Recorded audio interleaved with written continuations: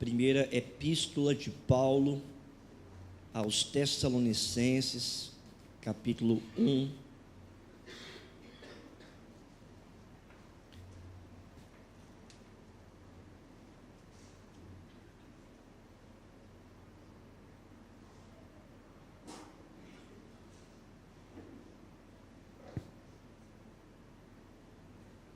Irei ler do versículo 2 ao versículo 10. Todos encontraram? Assim diz a palavra do Senhor. Damos sempre graças a Deus por todos vós, mencionando-vos em nossas orações e sem cessar, recordando-nos diante do nosso Deus e Pai, da operosidade da vossa fé, da abnegação do vosso amor e da firmeza da vossa esperança em nosso Senhor Jesus Cristo. Reconhecendo, irmãos, a vossa eleição, porque o nosso evangelho não chegou até vós tão somente em palavra, mas sobretudo em poder, no Espírito Santo e em plena convicção, assim como sabeis ter sido o nosso procedimento entre vós e por amor de vós.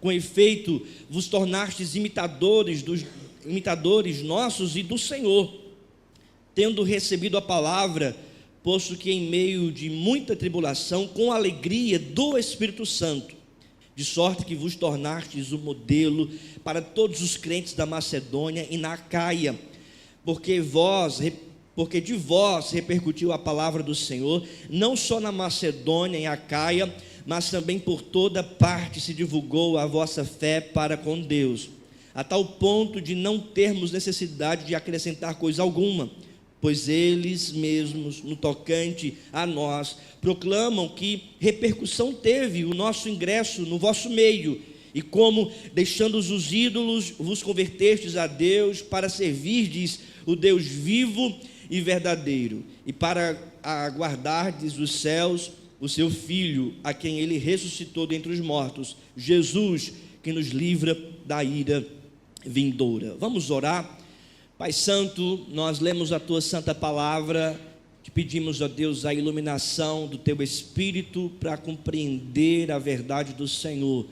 Que a Tua Palavra venha sobre nós, mediante a pregação do Teu Evangelho, e que essa palavra baseada em Tua graça e misericórdia atinja o nosso coração, nos convertendo, nos transformando, trazendo salvação, renovo, restauração, orientação, confrontando os nossos pecados, repreendendo todo o caminho mal da nossa alma, da nossa vida, nos fazendo viver de acordo com a Tua vontade, mostrando a esperança da boa notícia que há em Cristo Jesus, a verdade do Evangelho. Que a Tua palavra, de fato, Senhor Deus, venha sobre o Teu povo.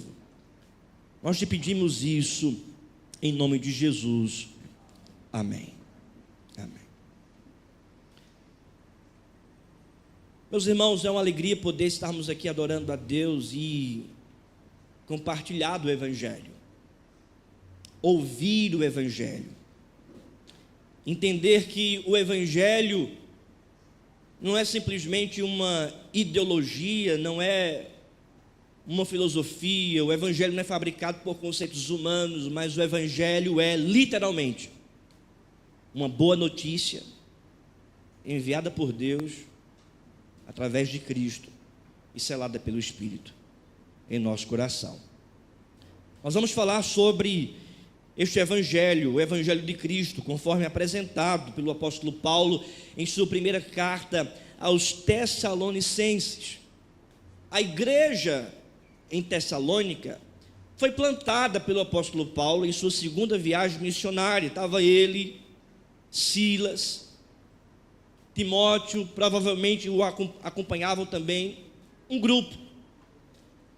Para quem está vindo nas quintas, quem tem aprendido do livro de Atos dos Apóstolos, vai se situar aqui, porque o apóstolo Paulo, ele é enviado juntamente com Barnabé em sua primeira viagem missionária, em Atos capítulo 13, e após a primeira viagem missionária, em sua segunda viagem missionária de Paulo, em Atos capítulo 16, eles vão para a cidade de Filipos, ele, Lucas, Timóteo, Silas, uma mulher ali é convertida pelo Espírito mediante a pregação do apóstolo Paulo, nascendo uma igreja na cidade de Filipos, na casa de uma mulher chamada Lídia. Depois uma jovem possessa é transformada pelo Evangelho, liberta por Cristo. Depois um carcereiro é também transformado, e ele e toda a sua casa são batizados diante do Senhor, nascendo uma igreja ali na cidade de Filipos. Em seguida, o apóstolo Paulo, junto com Silas, eles vão para a cidade de Tessalônica, durante a viagem missionária, a segunda viagem. E é nessa cidade, eles passam ali 3 semanas, de acordo com o relato do evangelista Lucas, e em 3 sábados eles pregam a palavra de Deus naquela sinagoga, apresentando então o evangelho naquela sinagoga, não somente para judeus, mas prosélitos gregos que estavam ali também ouvindo a pregação do evangelho da graça apresentado pelo apóstolo Paulo. Diz então que uma grande multidão se converteu. Uma grande multidão foi transformada por Cristo. E então, por causa da perseguição, da inveja, porque os judeus estavam ali há muito tempo e poucos então poucos tinham se tornado judeus, então a inveja dos judeus provocou uma grande ira e eles perseguiram então Paulo, queriam matá-lo, só que não encontraram Paulo. E então Paulo segue viagem, mas a igreja foi plantada. Depois de alguns anos, então, o apóstolo Paulo escreve essa carta, elogiando a igreja, elogiando os irmãos que, apesar das tribulações e perseguições, aqueles irmãos têm se comportado de maneira fiel, eles têm andado firmes no evangelho, e é justamente isso que lemos, por exemplo, o versículo 6, atente aí. Com efeito, vos tornastes imitadores nossos e do Senhor, tendo recebido a palavra, posto que por meio de muita tribulação, com a alegria do Espírito Santo. Vocês receberam a palavra em meio a muita tribulação, e receberam com a alegria do Espírito Santo. Paulo ainda louva a Deus por essa igreja, quando ele diz no versículo 4, que reconhece a eleição dos irmãos, por causa da operosidade da fé, apresentada no versículo 3, a abnegação do amor e firmeza da esperança. Ele louva a Deus porque a igreja plantada em 3 semanas, com 3 pregações, conforme o evangelista Lucas, se tornou uma igreja modelo, não somente para as igrejas plantadas ali na Macedônia, como por exemplo a igreja de Filipos, mas também as igrejas plantadas na primeira viagem missionária, as igrejas ali da Galácia, porque o texto é claro, dizendo que eles se tornaram modelo, não somente para os crentes ali na Macedônia, conforme diz o texto no versículo 8, mas também a Caia, isto é, aquela primeira região apresentada pelo apóstolo Paulo. Qual o segredo de tudo isso? Qual foi o fundamento para que essa igreja pudesse ser uma igreja modelo? Qual foi o fundamento para que de fato o evangelho se filtrasse em Tessalônica e uma igreja então fosse ali plantada durante aquelas semanas? O que aconteceu, irmãos? O que foi que impactou a vida daquelas pessoas e aquela cidade? Nós não temos nenhuma outra resposta a não ser o evangelho de Cristo Jesus, a boa nova de Cristo Jesus, a boa notícia de que Cristo veio salvar o seu povo dos seus pecados, através de sua obediência e de sua crucificação, e que ele foi crucificado pelos nossos pecados, foi sepultado, mas que ao terceiro dia ressuscitou, e todos aqueles, portanto, que se arrependem dos seus pecados e creem em Jesus Cristo são transformados, são salvos. Foi este evangelho de Cristo que Paulo pregou em Tessalônica, lá registrado por Lucas em Atos capítulo 17. É sobre esse evangelho que é apresentado aqui por Paulo no versículo 5, vamos ler juntos? Porque o nosso evangelho não chegou até vós tão somente em palavra. Vamos repetir, irmãos, toda a igreja. 1 Tessalonicenses 1:5. Porque o nosso evangelho não chegou até vós tão somente em palavras. Só até aí, irmãos. Veja, Paulo, portanto, está chamando a atenção do evangelho, do fundamento, da base, da mensagem que transformou, que impactou, que mudou completamente a vida daquelas pessoas, daquela cidade, e que essa igreja, a igreja de Tessalônica, se tornou modelo também por causa do evangelho para outras igrejas. É sobre esse evangelho que eu gostaria de tratar nessa noite, apresentando a seguinte verdade para a igreja: o impacto transformador do evangelho. O impacto transformador do evangelho. E a primeira verdade é que o evangelho é pregado com poder, por isso que o evangelho traz impacto transformador. O evangelho é pregado com poder. Vamos ler todos juntos agora o versículo 5. Porque o nosso evangelho não chegou até vós tão somente em palavra, mas sobretudo em poder, no Espírito Santo e em plena convicção, assim como sabeis ter sido o nosso procedimento entre vós e por amor de vós. Paulo enfatiza que o evangelho não chegou apenas em palavras. Paulo enfatiza que o evangelho não chegou apenas de um modo teórico, teológico, doutrinário no sentido mental, intelectual. Paulo não diz que o evangelho apenas se tornou intelectualidade para aqueles judeus, para aqueles helenistas ali na cidade de Tessalônica. O que Paulo, portanto, está afirmando é que o evangelho não chegou apenas em palavras, mas chegou em poder. O nosso evangelho não chegou até vós tão somente em palavra, mas sobretudo em poder, isto é, algo que tem, algo que é capaz de mudar, que é capaz de transformar. A palavra, irmãos, poder no grego vem da palavra dinamite, isto é, algo que é explosivo, que é capaz de destruir pedras. E de fato, irmãos, o evangelho é poderoso para destruir um coração de pedra e colocar um coração de carne. O evangelho é poderoso para transformar vidas, para subjugar o orgulhoso, o soberbo e colocá-lo no pó, no chão, dependente da graça de Deus. O evangelho é poderoso para fazer tudo aquilo que é impossível aos olhos humanos. Paulo, portanto, está apresentando esse evangelho poderoso. Este evangelho que foi pregado com poder. Mas poder de quem? Poder de Paulo? Poder da retórica de Paulo? Poder da oratória de Paulo? Poder da instrumentalidade de Paulo em organizar um sermão, em um esboço? Porque nós vimos lá em Atos capítulo 17, que quando Paulo chegou em Tessalônica, diz que ele arrasou acerca das Escrituras, a partir das Escrituras, ou seja, argumentou logicamente acerca das Escrituras e a partir das Escrituras.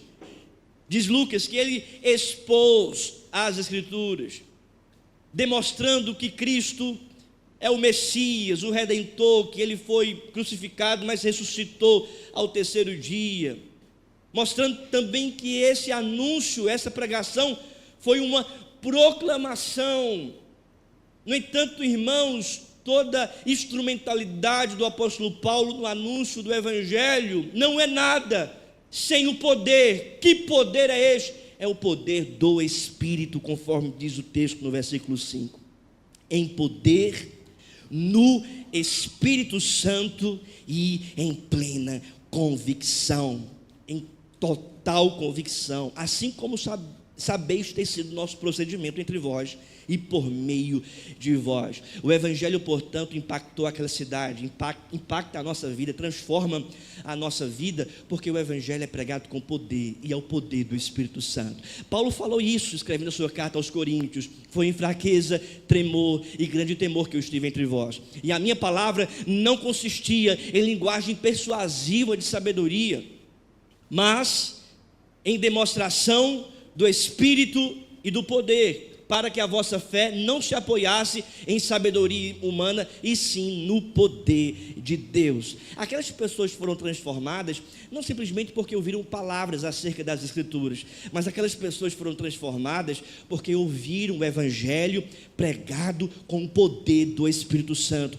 É a palavra sim vindo à nossa mente, mas é o Espírito Santo atuando em nossa alma. É a palavra sim dando entendimento para a nossa mente, mas é o Espírito Santo arrancando todo todos os ídolos do nosso coração. É a palavra vindo para a nossa mente, mas é o Espírito Santo atuando, libertando, transformando, curando, regenerando, chamando e justificando aqueles que pela fé acreditaram no Evangelho e creram no Evangelho. É a palavra de Deus que é pregada com o poder do Espírito.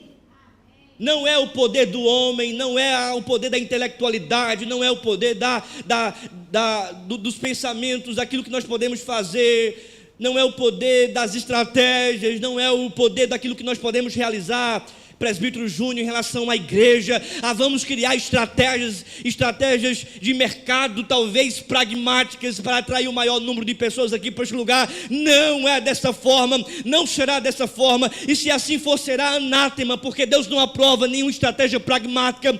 Mas nós precisamos aqui zelar pela pregação poderosa do Evangelho, precisamos zelar pela verdade que a pregação deve ser pregada, anunciada, proclamada no poder do Espírito Santo, porque quando alguém ouve o Evangelho pregado pelo poder do Espírito Santo, o Espírito Santo muda, transforma, converte. É isso que faz uma igreja, é isso que muda, é isso que faz gente acreditar, receber, confiar em Jesus. É por isso que nós precisamos depender do poder do Espírito, precisamos depender da presença de Deus. Essa igreja precisa cada vez mais caminhar dependente de Deus, que Ele é poderoso para operar infinitamente mais do que aquilo que pedimos e pensamos. A segunda verdade é que o Evangelho produz imitadores de Cristo, porque veja o que diz o texto, versículo 6, acompanhe comigo a leitura.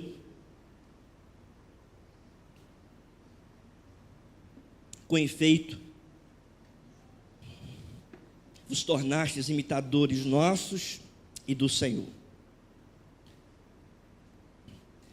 tendo recebido a palavra, posto que em meio de muita tribulação, com alegria do Espírito Santo, todos juntos os 7, de sorte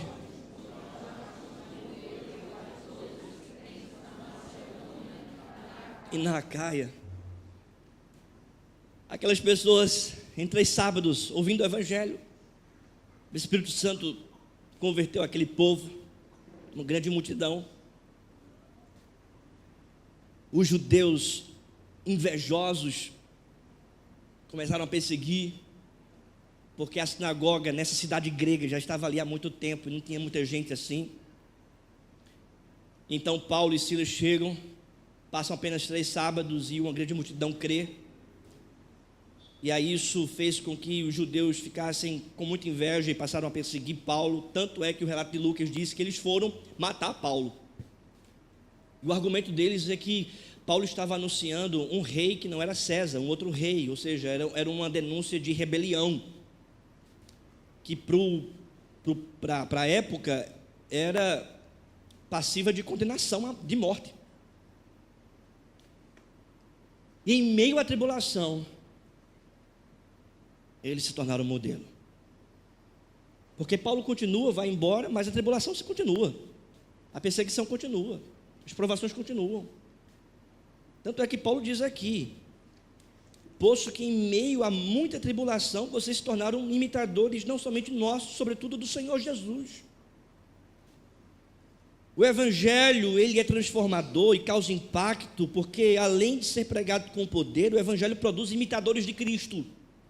Vocês se tornaram imitadores de Cristo. E um ponto explicativo aqui é quando Paulo diz: vocês se tornaram imitadores nossos e de Cristo, porque eles estavam ali imitando a Cristo. Automaticamente, imitando aqueles que estavam imitando a Cristo, eles estão imitando o próprio Cristo. Mas Paulo, para não deixar dúvida, diz: vocês se tornaram imitadores de Cristo. Não é simplesmente por causa da minha postura, ou da postura de Paulo, ou de Silas, mas sobretudo por causa de quem Cristo é. O Evangelho, portanto, tem esse efeito de transformar pecadores em pecadores redimidos segundo a imagem de Cristo. O Evangelho, portanto, muda você transforma você para você deixar a aparência pecaminosa e ter a aparência de Cristo. Para que você deixe a aparência mundana e tenha a aparência de Cristo. Para que você seja transformado de uma aparência apenas carnal e tenha a aparência de Cristo. Para que você não caminhe segundo o animal que clama por satisfazer os seus instintos, mas que você agora repreende toda a carnalidade, porque você é guiado por Cristo e adora a Cristo, e está não para satisfazer a sua própria carne, mas para satisfazer Cristo. É isso que o Evangelho faz, transforma você em uma imagem de Cristo. C.S. Lewis chama de discópia, cópias de Cristo. O apóstolo Paulo, escrevendo a sua carta aos Romanos, ele trata sobre essa imagem de sermos transformados à imagem de Cristo, e ele é muito claro tratando do plano redentivo de Deus, quando ele afirma no capítulo 8 de Romanos, versículo 28, sabemos que todas as coisas cooperam para o bem daqueles que amam ao Deus, daqueles que são chamados segundo o seu propósito, porque os que de antemão conheceu, também os predestinou para serem conformes à imagem do seu Filho, e aos que predestinou, a esses também chamou, e aos que chamou, a esses também justificou, e aos que justificou, a esses também glorificou. Ou seja, o plano da redenção, de predestinar, de chamar, de justificar, de glorificar, é para que estes que recebem o Evangelho, são atingidos por esse plano, estes possam então serem transformados segundo a imagem de Cristo. O Evangelho, portanto, está trabalhando em você, para que você seja mais parecido com Jesus. Não é mais parecido com você mesmo, mas é mais parecido com Jesus. O Evangelho está trabalhando em você, para que você se porte como Jesus. O Evangelho está trabalhando em você, para que em meio às perseguições, você possa agir, não na mesma moeda, mas agir como Jesus. O Evangelho transforma você para que em meio às provações você possa agir no poder de Cristo, Cristo em você, ou seja, que você possa se portar como Jesus, e não simplesmente algo filosófico. Eu estou tratando aqui de algo espiritual. É Cristo em você, é Cristo atuando em você, é Cristo dentro de você. É por isso que Paulo, escrevendo a sua carta aos Efésios, ele ora dizendo que habite ricamente Cristo em vosso coração. Em outra ocasião, Paulo disse: não sou eu quem vive, mas é Cristo que vive em mim. O Evangelho, portanto, é transformador, porque ele transforma você segundo a imagem de Cristo, para que você viva de acordo com Cristo. Então você será, irmão, uma imagem de Cristo no seu trabalho, você será uma imagem de Cristo na sua casa, você será uma imagem de Cristo onde você estiver. As pessoas devem ver Cristo em você, as pessoas devem ver as atitudes de Cristo em você, as pessoas devem ver o amor de Cristo em você, e isso só acontece, isso acontece perfeitamente a partir do Evangelho, que é poderoso para transformar, para mudar, para colocar em você a imagem de Cristo. Você não se aproxima do Evangelho para permanecer o mesmo. Você se aproxima do Evangelho para ser transformado pelo Evangelho, nutrido pelo Evangelho, para que você se torne modelo diante dos homens de um cristão, de um crente. O que me chama a atenção no texto, no capítulo 1 de Tessalonicenses, versículo 6, é que Paulo diz: vos tornastes imitadores nossos e do Senhor, tendo recebido a palavra, posto que em meio de muita tribulação, com uma alegria do Espírito Santo. Em meio à tribulação, a presença de Cristo, tornando você imitador dele, chega também com a alegria do Espírito Santo. Paulo aqui não escolhe nenhuma outra parte do fruto do Espírito, mas ele apresenta estrategicamente e propositalmente a alegria do Espírito, porque em meio às tribulações, aqueles que receberam o Evangelho eles não perdem a alegria do Espírito. Em meio às tribulações, a presença de Cristo e a alegria do Espírito permanece no coração daqueles que foram transformados pelo Evangelho. A alegria do Espírito Santo não é uma coisa que está à parte da nossa vida, à parte de Cristo, à parte da nossa caminhada, mas a alegria do Espírito Santo está conosco, porque faz parte do conjunto completo da presença de Cristo em nós.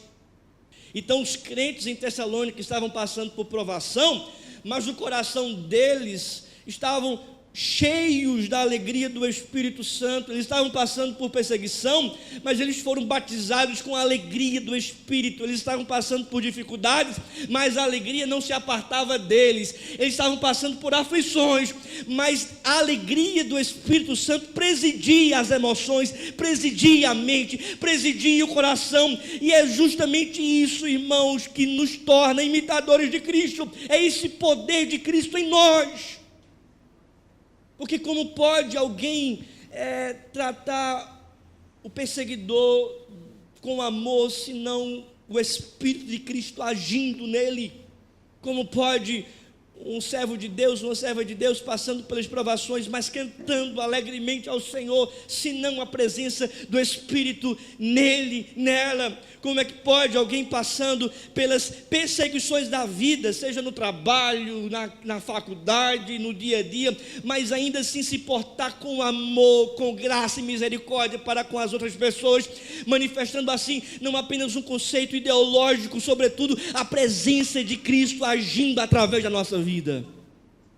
Eles se tornaram imitadores de Cristo. E a minha oração para cada um de nós aqui, a nossa oração como igreja, é justamente essa: Senhor, que a alegria do Espírito Santo não se aparte do nosso coração quando estivermos passando pelas tribulações. Que a alegria do Senhor esteja em nossa vida, a despeito das adversidades. Que a alegria do Senhor esteja conduzindo a nossa mente, as nossas ações, a nossa vida por inteira, mesmo quando se levantarem as dificuldades da vida. Terceira verdade: o Evangelho se propaga através do testemunho. Veja o que diz a palavra, versículo 8: porque de vós repercutiu a palavra do Senhor, não só na Macedônia, em Acaia, mas também por toda parte se divulgou a vossa fé para com Deus, de tal ponto de não termos necessidade de acrescentar coisa alguma. Versículo 9, vamos ler juntos? Pois eles mesmos...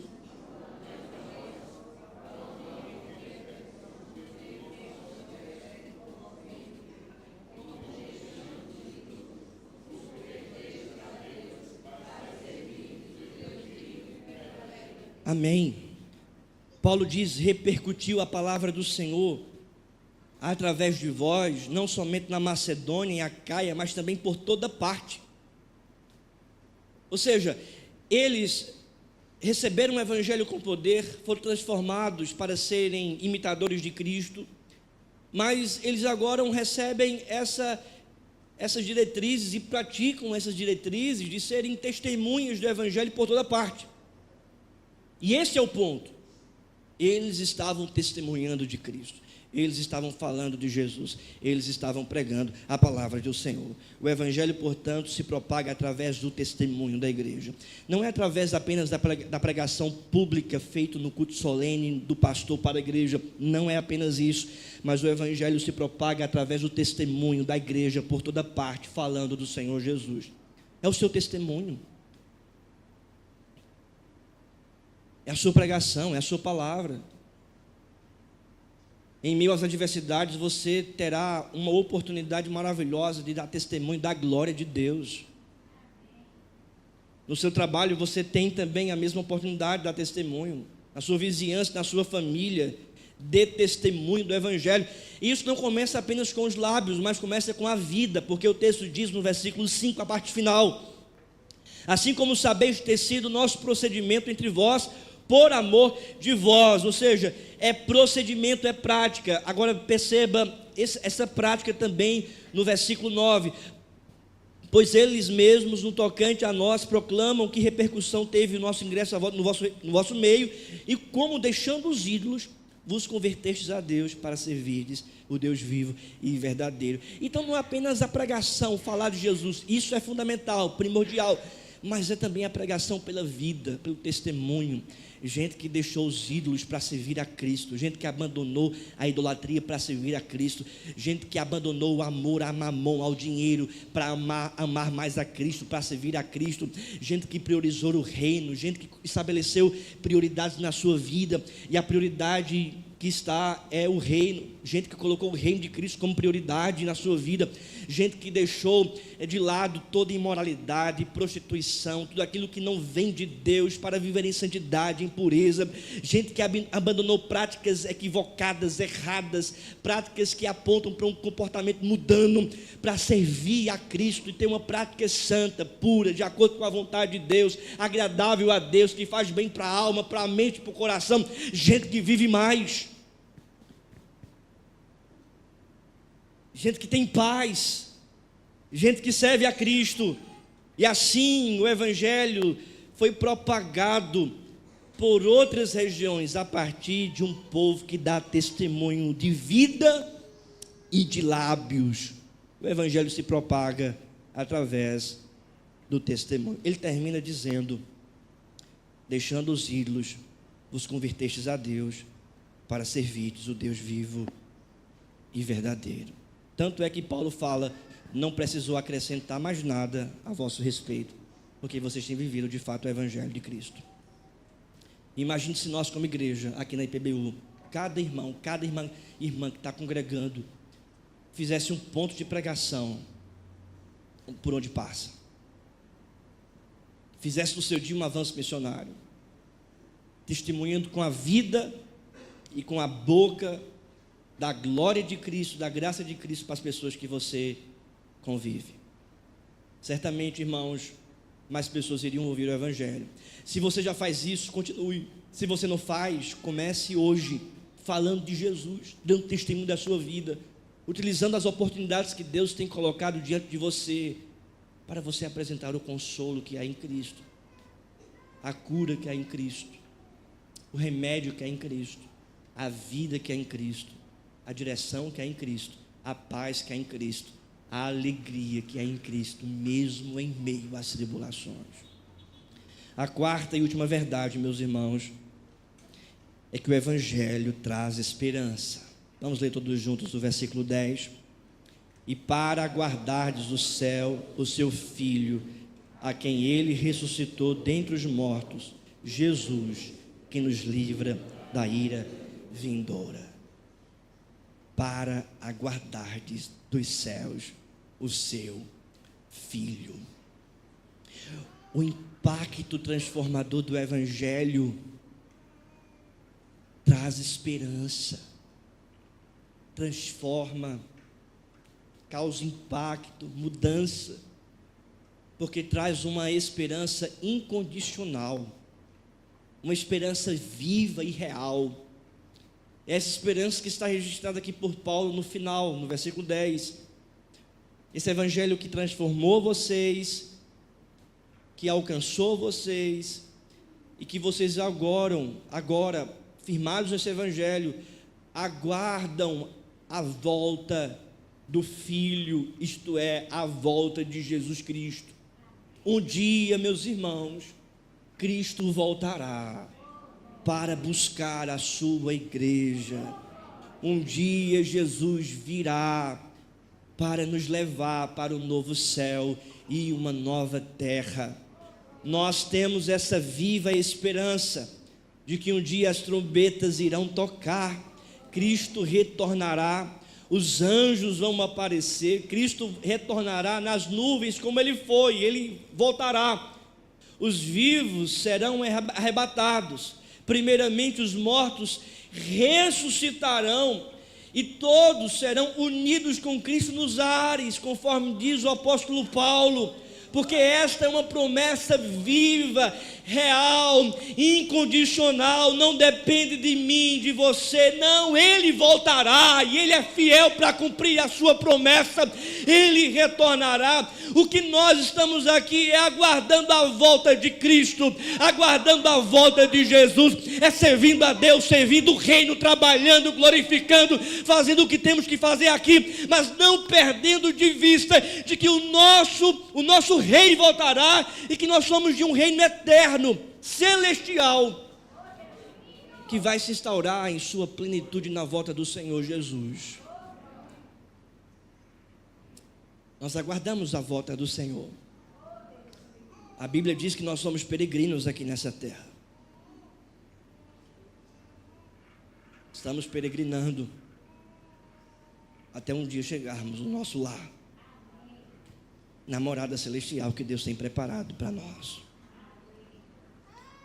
O apóstolo João, tendo a visão dos novos céus e nova terra, ele diz: vi novo céu e nova terra, e as coisas passadas já não existem mais.